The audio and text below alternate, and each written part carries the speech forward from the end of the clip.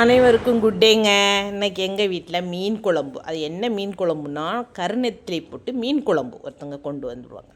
காலையிலே வைக்கிங்க, செம்ம டேஸ்ட்டாக வச்சிடணும்னு சொல்லி வைக்க. ஒரே குழம்புனாலும் டேஸ்ட்டாக வச்சு சாப்பிட்றணும். சாப்பிட்றதுக்கே பிறந்தோம். சோறு தான் முக்கியம். பட் அந்த சஸ்பென்ஸ் அது என்னைக்கா ஒரு நாள் உங்களுக்கு சொல்கிறேன்.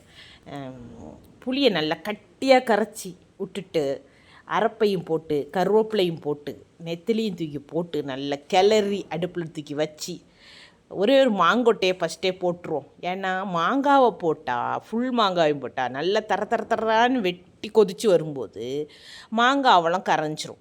அப்போ குழம்புல புளிப்பு கலந்தாலே இருக்கும், அது ஒரு டேஸ்ட்டே இருக்காது. அதனால் நம்ம மாங்காவை குழம்ப மேலே கோரி விட்டு அந்த மாங்காவை நசுக்கி அந்த குழம்பு மாங்காயும் தூக்கி வாயில் வைக்கும்போது அப்படி ஒரு டேஸ்ட் கிடைக்கணும். அப்படி தானே, அதை மிஸ் பண்ணக்கூடாதுல்ல. அதனால் எப்போவுமே நம்ம கொட்டையை ஃபஸ்ட்டு போட்டுருவோம். அந்த துண்டெல்லாம் எடுத்து வச்சுட்டு நல்லா இந்த நுர அப்படி மகரந்தமாக குழம்பு கொதிச்சு வரணும்ல, அப்போ நம்ம மாங்காய் போட்டுடணும்.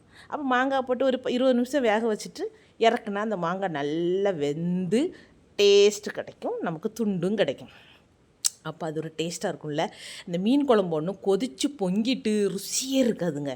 அதனால் பொங்க விடாமல் பார்த்துக்கணும். எவ்வளோ தூரம் நம்ம பொங்க விடாமல் அந்த நுரையை அப்படியே உள்ளேயே இழுத்துரு எடுக்கமோ அவ்வளோ ருசி குழம்புல இருக்கும். ஏன்னா இதுதான் அந்த மீன் குழம்புல உள்ள நெய்ச்சத்து. அதனால தான் நம்ம மீன் குழம்புக்கு எண்ணெய் விடாட்டால் கூட பிரச்சனை இல்லை. அது அந்த நெய் மீன் இந்த நெத்திலி கூட நல்ல சத்துள்ள நெத்திலி. ஏன்னா நான் கழுவ வலுவலுன்னு வந்துட்டு இருந்தேன். அப்பவுமே நினச்சேன் நல்ல நெத்திலின்னு. சிலவங்க நல்ல மீனாக கொண்டு வந்துடுவாங்க, சிலவங்க கொண்டு வர மீன் சப்பட்ட மீனாக இருக்கும். எங்கள் அக்காலாம் செவியை துறக்காமல் மீனே வாங்க மாட்டான். எனக்கு அது ஒரு அரப்பாக இருக்கும், அப்படிலாம் பண்ணக்கூடாதுன்னு. தேங்க்யூ, ட்ரை பண்ணுங்கள்.